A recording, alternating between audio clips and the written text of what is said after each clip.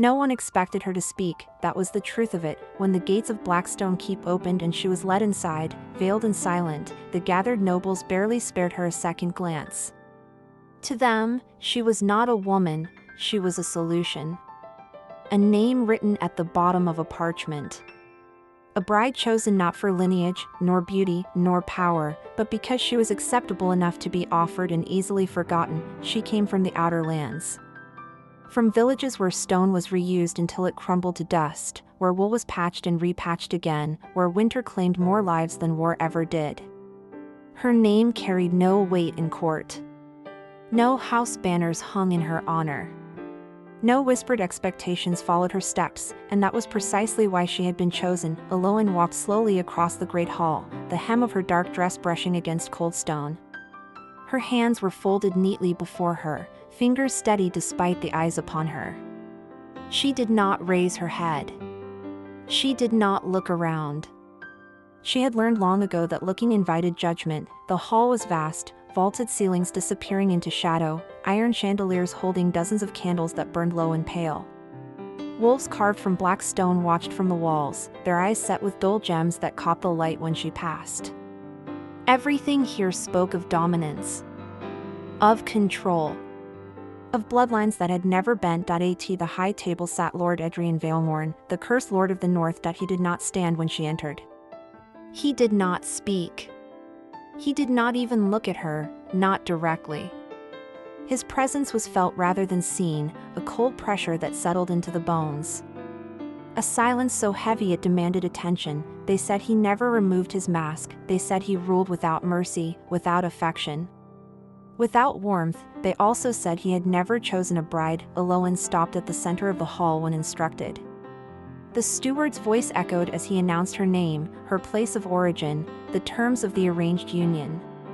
Each word stripped something from her, status, choice, identity, until all that remained was bride, and then came the laughter. It was soft at first. A murmur among silks and velvet. A ripple of amusement that grew sharper as the Lord's father leaned forward in his chair. Lord Therian Valemorn had ruled before his son. Some said he still did. His hair was silver, his expression carved from stone, his gaze sharp with a lifetime of authority unchallenged. He looked at Aloan as one might look at a poorly forged tool, not with anger, but with disappointment. So this, he said slowly, his voice carrying easily through the hall, is what the council thought suitable. The room quieted. Aloan felt the words land. Heavy and deliberate. A girl from the lowlands, Therian continued, not addressing her directly, but speaking about her, as though she were not present. No title worth mentioning. No fortune. No influence. Barely educated, I imagine. A few nobles shifted uncomfortably. Others smiled. Aloan remained still, her veil hid her expression, but not her resolve. I had expected more, Therian went on, turning his gaze briefly toward his son. Even for a political convenience. The insult was precise. Calculated. Designed to remind everyone, including the bride, of her place, still. Aloan said nothing. Silence was her armor. She had worn it her entire life, from the winters when neighbors whispered that her family would not survive another season. From the markets where merchants charged her more because they could. From the years she spent listening rather than speaking. Learning rather than demanding. She knew what they thought of her: poor. Replaceable. Small. Lord Therian smiled faintly. Mistaking her quiet for weakness, you may lift your veil, he said suddenly. Let us at least see what has been purchased. The word purchased rippled through the hall. The steward hesitated. Aloan did not move, before anyone could repeat the command. Another voice cut through the air. No, it was calm. Measured. Lo, every head turned. Lord Edrian had spoken. He did not rise from his seat. He did not raise his voice. But the single word carried more authority than all of his father's speech. Therian's smile vanished. This is a formal presentation, he said coolly. The court has the right, she remains veiled, Edrian replied. By my order. For the first time since she entered the hall, Aloan felt something shift, not warmth. Protection. It was subtle. Almost invisible. But it wrapped around her like a second skin. Therian studied his son for a long moment, then gave a dismissive laugh. As you wish, he said. Let her hide. It suits her. The court laughed again, softer this time. Adrian said nothing more, but beneath the mask, his jaw tightened. He watched Aloan carefully, not her face, but her posture. The way she held herself. The way she did not shrink. The way she absorbed humiliation without flinching. That was not weakness, that was restraint. Something old stirred within him. The curse that bound his bloodline reacted to emotion, to attachment, to desire, to care. He had learned to smother such things long ago. To rule without reaching. To observe without choosing. And yet, when his father spoke again, mocking the simplicity of her dress, the lack of jewels, the absence of family banners behind her, Adrian felt the familiar pressure in his chest. A warning. She stood there, being carved apart by words. And still she did not defend herself, not because she could not, but because she chose not to. That choice intrigued him more than beauty ever could. When the hall finally dismissed her, Aloan turned to leave without acknowledgement. No curtsy. No tears. No appeal. As she passed beneath the archway, she felt it, his gaze, not cold, not cruel, watching, and in that moment, without knowing why, Aloan understood something that unsettled her more than the humiliation. The most dangerous man in the North had seen her, and he had not looked away. She believed the worst was over. She did not yet understand that the true test would not come from his father, but from the silence of the man who was beginning to care. Aloan was given chambers in the eastern wing of Blackstone Keep. They were not luxurious. Not intentionally, at least. Stone walls, a narrow window overlooking the northern cliffs, a hearth that required careful tending to keep warm. The servants who escorted her there were polite, distant, careful not to look too long at her veil. She preferred it that way. At night, the keep groaned with the sound of wind pressing against its bones. Wolves howled far below the cliffs, their voices rising and falling like an ancient chant. Aloan lay awake beneath heavy blankets, listening, counting the spaces between each sound. She had survived worse than this. What unsettled her was not the cold, it was the silence. Lord Adrian did not summon her the next day, nor the day after. No instructions were given. No expectations laid before her. No rules explained beyond the simplest formalities. She was fed. She was clothed. She was left alone. At first, she believed it to be neglect, then she realized it was restraint. The keep moved around her like a living thing that refused to touch. Servants spoke only when necessary. The steward delivered parchment with information about court customs and schedules, but no personal messages. No demands, and always there was the sense of being watched, not openly, not intrusively, but aware. She felt it most in the corridors. Sometimes she would round a corner and sense movement behind her, only to find the passage empty. Other times she would pause near the great windows and feel a presence linger just beyond sight. Lord Adrian never appeared where she was, but he was never far. Therian Valemorn, on the other hand, made no effort to hide his contempt. He summoned her on the fourth day. The council chamber was smaller than the great hall, but no less imposing. Long tables of dark wood, iron sconces lining the walls. Banners bearing the Valemorn sigil, the wolf devouring the sun. Aloan entered alone. Therian sat at the head of the table, hands folded, expression unreadable. Several council members occupied the lower seats, their gazes flicking to her veil and away again. Sit, Therian said. She obeyed. You have been quiet, he observed. I was instructed to wait. Aloan replied calmly. A faint smile tugged at his mouth. Careful, he said. Silence can be mistaken for obedience.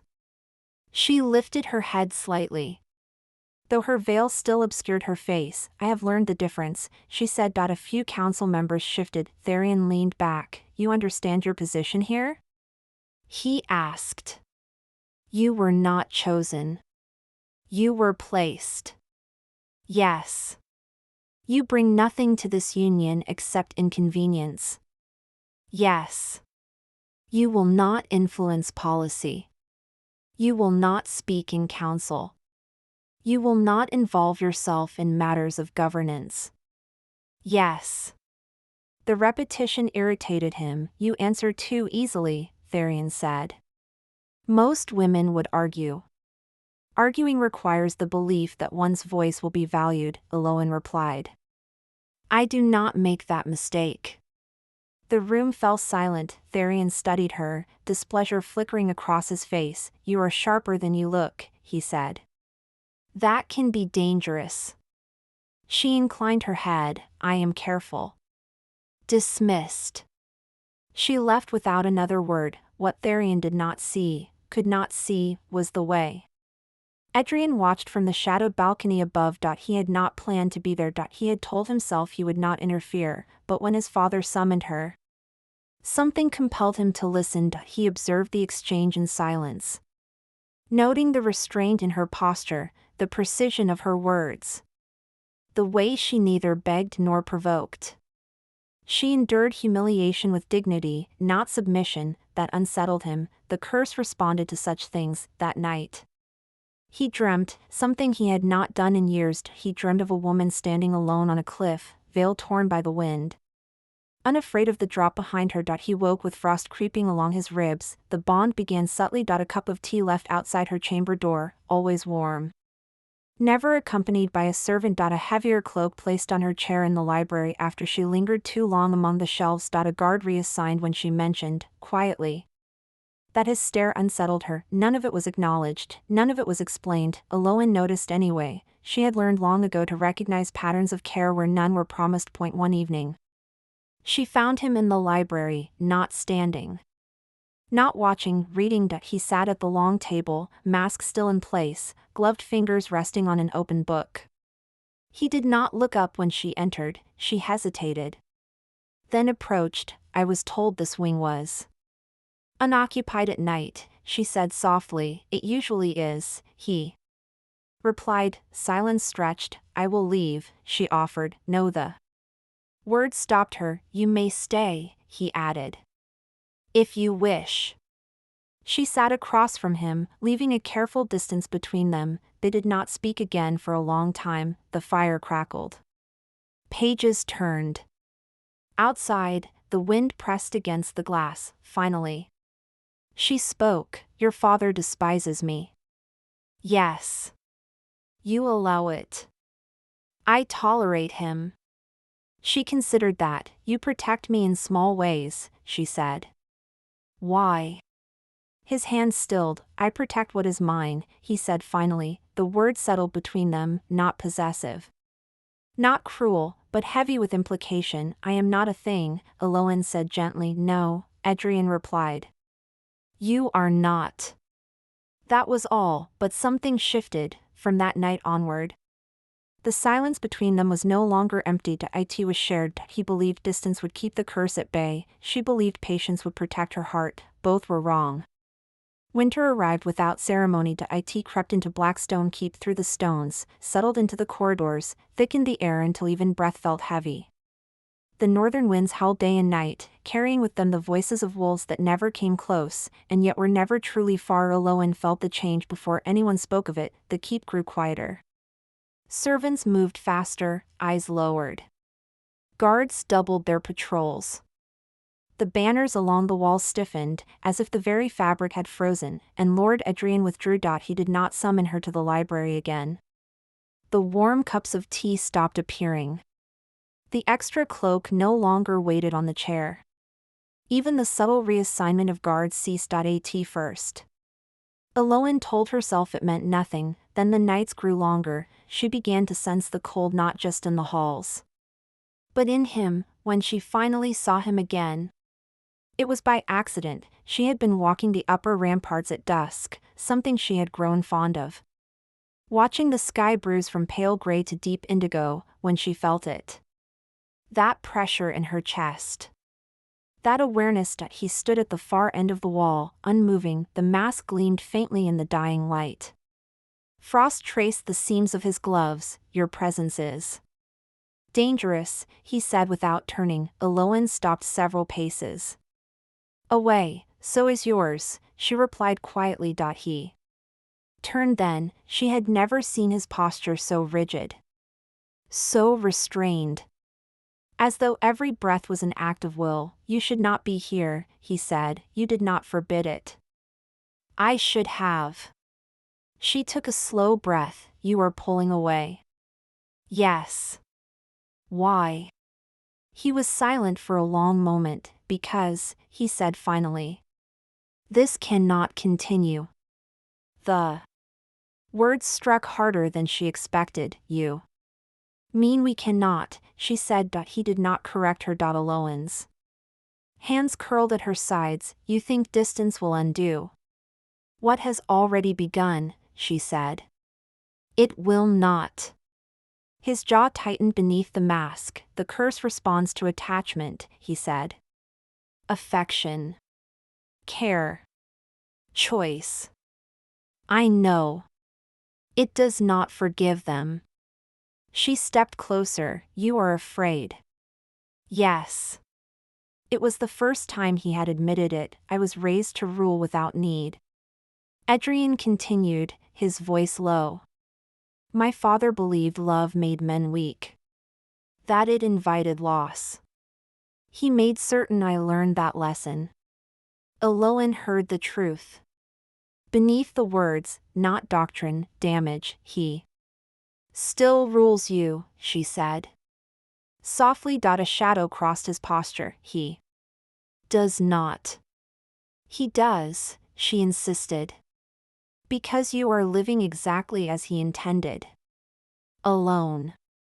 Untouched. Unchosen. Silence stretched between them, thick as the falling snow. You were humiliated because of me, Edrian said. By him. I was humiliated long before I came here, Eloin replied. I survived that. He looked at her then, truly looked, and something in his stillness cracked. That night, the keep was summoned to the great hall. Tharian Valemorn stood at the center, cane in hand. His voice sharp as he addressed the assembled court. This farce has gone on long enough, he declared. The bride remains unfit.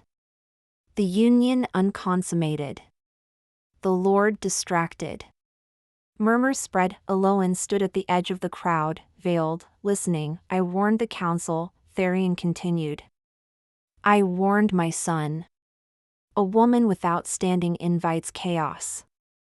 Edrian stood beside the throne, unmoving. Remove her, Tharian said coldly. Send her back to the lowlands. Let the contract be annulled. The room froze. Eloin felt the eyes turn toward her, curious, expectant. Hungry, she waited. She did not look at Edrian. She would not beg. Tharian turned to his son. Well? He demanded. Speak. For a moment, nothing happened. Then Edrian stepped forward. The sound of his boots echoed through the hall. No, he said. The word was not raised. It was not shouted. It was absolute. Tharian's face darkened. You would defy me for this? He snapped, gesturing dismissively toward Eloin. A poor bride who brings nothing but risk. Edrian turned, not to his father. To Eloin, and in that moment, the court understood something had changed. She brings restraint, Edrian said. Where others would grasp. She brings patience, he continued. Where others would demand. She brings silence, his voice lowered. Where others would scream. He turned back to Tharian, and she brings choice. The curse reacted instantly. Cold surged through Edrian's chest, sharp and violent. Frost spread along his arms, up his throat. The hall gasped as ice traced the floor beneath his feet. Tharian smiled grimly. There it is, he said. The consequence you were warned of. Adrian staggered, Aloan moved before thought could stop her. She stepped into the open space, tore the veil from her face, and stood between them. Gasps rippled through the hall. Her face bore the marks of a life endured, not perfect, not untouched, but strong. Honest, she faced Therian. You call me poor, she said calmly. You are correct. You call me unworthy, she continued. You are wrong. Therian sneered. You think love makes him strong? He scoffed. It will kill him. Aloan turned to Adrian, whose breath now fogged visibly, whose hands trembled beneath the frost. I choose him, she said. The words landed like fire. I choose him knowing the cost. She stepped closer, placing her hands against his frozen chest. I choose him not because he is powerful, she said, but because he restrained his power. The curse screamed. Ice and heat collided. Something ancient cracked, not loudly, but deeply. Like a glacier splitting from within, Adrian collapsed to his knees. The frost shattered. Warmth returned to the hall in a rush that made servants gasp. Candles flare. Wolves outside fall silent. When Adrian looked up, the mask slipped from his face, and for the first time, he felt nothing holding him back. Therian stepped away, pale and shaken. You have broken the bloodline, he whispered. No, Aloan replied softly. We ended it. Weeks later, the keep breathed again. The wolves returned to the cliffs. The halls filled with warmth. Servants smiled openly. Adrian and Aloan walked the ramparts together. No masks, no veils. You saved me, he said. She shook her head. You chose me, she replied. That was enough. Below them, the north stretched wide and endless. For the first time, neither of them stood alone.